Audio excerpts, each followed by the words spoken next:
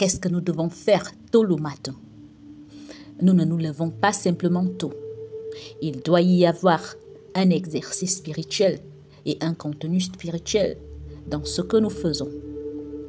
Voici quelques petites choses que nous devons faire tôt le matin. La communion avec Dieu. Le Cantique des Cantiques au chapitre 7 verset 12 nous montre que le matin est le meilleur moment pour communier avec le Seigneur. La communion signifie ouvrir notre esprit à Dieu et lui permettre de nous éclairer, de nous parler, de nous impressionner et de nous toucher. Pendant cette période, nos cœurs sont rapprochés de Dieu et nous permettons à Dieu de s'approcher de nos cœurs. Nous devrions nous lever tôt le matin pour nous prosterner devant le Seigneur, pour méditer, pour recevoir des directives et des impressions de Dieu, pour apprendre à le toucher et pour lui donner l'occasion de nous parler. Deuxièmement, chanter et adorer. Il doit y avoir le son de la louange au petit matin. Le petit matin est le meilleur moment pour chanter des louanges à Dieu. Et quand nous offrons notre plus grande louange à Dieu, notre esprit s'élève au plus haut sommet. Écoutez, avec la Bible, le matin, c'est le moment pour nous de récolter la manne. Que signifie récolter de la manne? Cela signifie jouir du Christ, jouir de la parole de Dieu et jouir de sa vérité tôt le matin. Chaque jour, après avoir consommé de la manne, nous avons la force de voyager dans le désert tôt le matin. C'est le moment de récolter la manne. L'on ne peut pas être nourri spirituellement ou satisfait si l'on passe son début de matinée à autre chose. Nous avons déjà mentionné que nous devrions avoir 2 Bibles, une avec des marques et des notes dedans pour l'utiliser dans l'après-midi et l'autre très tôt le matin. Très tôt le matin, ne lisez pas trop et ne prenez pas beaucoup de portions de la parole. Lisez plutôt une seule portion de la Bible avec attention, en mêlant toujours votre lecture à la communion incessante avec Dieu et au chant. Cela ne voudrait pas dire que vous devez d'abord être en communion avec Dieu, prier ensuite et en dernier lire la Bible. Non, vous devez combiner toutes ces choses en même temps. Vous devez aussi prier. Venez en présence de Dieu et trouvez sa parole. Pendant que vous lisez, vous pouvez être convaincu de confesser vos péchés. Pendant que vous lisez certaines parties, vous pouvez être touché par sa grâce pour offrir des actions de grâce. Vous pouvez aussi prier Dieu concernant ce que vous avez lu dans la parole. Vous pouvez dire, Seigneur, ça c'est vraiment ce dont j'ai besoin. Cette partie, ce verset, cette parole parle vraiment de mon manque. Quand vous trouvez une promesse, vous pouvez dire, Seigneur, je crois en cette promesse. Quand vous trouvez une grâce, vous pouvez dire, Seigneur, je prends cette grâce. Vous pouvez aussi intercéder. Pendant que vous lisez, vous pouvez vous souvenir de ceux qui vivent la condition dont vous parlez. Vous ne devez pas les accuser ou les critiquer. Au contraire, vous devez prier. Dieu, accomplit cette parole dans ma vie. Accomplis cette parole dans la vie de mon frère ou de ma sœur. Vous pouvez confesser vos péchés et ceux des autres. Vous pouvez prier pour vous et prier pour les autres. Vous pouvez croire pour vous et croire pour les autres. Vous pouvez rendre grâce pour vous et rendre grâce pour les autres. Votre lecture de la Bible le matin ne devrait pas être trop longue. Elle ne devrait pas couvrir beaucoup de choses. 2, 3, 4 ou 5 versets suffisent. Vous pouvez vous attarder sur ces versets pendant 1 heure. Les lisons mot par mot. Prions avec eux. Demeurant près de Dieu, vous serez comblés. Dans le Nouveau et l'Ancien Testament, il y avait des gens qui étaient en communion avec Dieu de cette façon. Ils connaissaient Dieu et communiaient avec Dieu. Leur communion avec Dieu est devenue une partie de leur vie. Dans les psaumes, David interchangeait les pronoms lorsqu'il parlait librement. À un moment donné, il s'adressait à l'homme et à l'instant suivant, il priait Dieu. Dans le même chant, il disait quelques phrases à l'homme et ensuite quelque chose à Dieu. D'une part, David parlait à l'homme et d'autre part, il parlait à Dieu. Les psaumes nous montrent que David était une personne en communion constante avec Dieu. Lorsque Néhémie travaillait, il prononçait quelques mots et faisait ensuite une courte prière.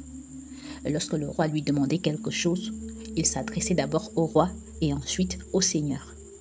Il mêlait son travail à la prière Il ne séparait pas son travail de sa prière. Paul a écrit le livre des Romains pour ceux qui étaient à Rome. Mais plus d'une fois, il a tourné son discours vers le Seigneur. Quelquefois, il a semblé oublier le fait qu'il écrivait aux Romains. Il semblait parler à Dieu. Nous pouvons trouver de nombreux exemples de ce genre dans les épîtres de Paul. En un instant, il pouvait se tourner et parler à Dieu.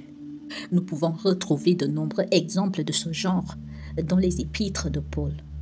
En un instant, il pouvait se retourner et parler à Dieu. Ceux qui ont lu l'autobiographie de Madame Guyon remarquaient cette caractéristique d'elle. La plupart des autobiographies sont écrites pour les hommes. Mais dans l'autobiographie de Madame Guyon, en un instant, elle s'adressait alors et à Dieu à l'instant suivant. Elle parlait à Lecoma, qui lui avait demandé d'écrire son autobiographie. Et à l'instant suivant, elle parlait à Dieu.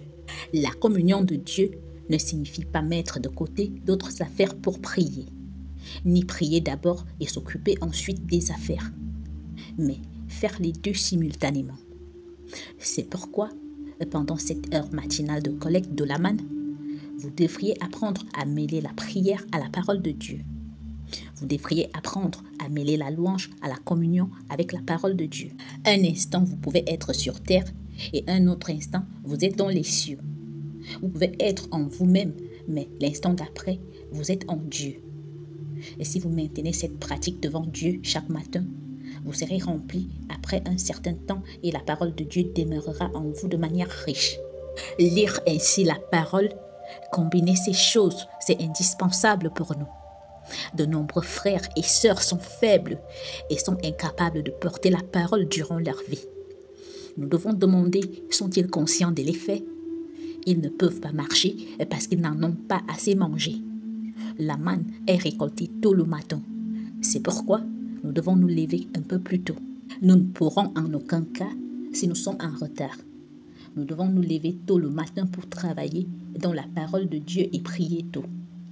Le matin, nous devons célébrer la louange et ramasser la manne. Nous devons aussi prier le Seigneur. Psaume 63, verset 1 et Psaume 78, verset 34, tous les deux disent que nous devons chercher le Seigneur tôt. La prière dont il est question dans le paragraphe précédent est une sorte de prière mixte. Mais la prière dont nous parlons ici est plus spécifique. Après l'adoration et l'étude biblique, vous avez la force, vous pouvez demander n'importe quoi à Dieu. Vous devez d'abord vous approcher de Dieu tôt le matin et vous nourrir. Et puis vous réservez une demi-heure ou un quart d'heure pour prier pour quelque chose d'urgent. Pour vous-même, pour l'Église ou pour le monde. Bien sûr, vous pouvez aussi prier pendant l'après-midi ou la nuit. Mais si vous profitez de la force fraîche que vous avez acquise tôt le matin en communiant avec Dieu et en mangeant la manne, vous recevrez un plus grand soutien. Chaque croyant devrait faire ces 4 choses consciencieusement devant le Seigneur tôt le matin. Communier avec lui, le louer, lire la Bible et prier. George Muller a avoué que le degré auquel il était nourri par le Seigneur le matin déterminait sa condition spirituelle pour toute la journée. Sa condition spirituelle pour la journée dépendait de sa nourriture devant le Seigneur le matin. De nombreux chrétiens se trouvent faibles. Bien sûr, il y a ceux qui sont si avancés dans leur voyage spirituel qu'ils peuvent expérimenter la séparation totale de l'esprit et de l'âme. Leur homme extérieur est brisé et ils ne sont pas facilement ébranlés par quoi que ce soit. Cependant, c'est une toute autre affaire. Les nouveaux croyants devraient apprendre à se lever tôt. Une fois qu'ils se relâchent en toutes choses et tout ira mal. Il y a une grande différence entre être nourri et ne pas être nourri le matin. Un musicien très célèbre a dit un jour, « Si je ne m'entraîne pas pendant un jour, je le remarquerai. Si je ne m'entraîne pas pendant 2 jours, mes amis le remarqueront. Si je ne m'entraîne pas pendant 3 jours, mon public le remarquera. » Et si cela est vrai pour la pratique de la musique, cela l'est encore plus pour la leçon spirituelle du lever matinal. Et si nous ne parvenons pas à faire une bonne veillée matinale devant Dieu, nous le saurons. Les personnes expérimentées et le Seigneur le sauront également lorsqu'ils entreront en contact avec nous. Ils sauront que nous n'avons pas touché la source spirituelle. Les nouveaux croyants devraient se discipliner dès le premier jour. Ils devraient se réveiller très tôt chaque matin pour s'exercer ainsi devant le Seigneur.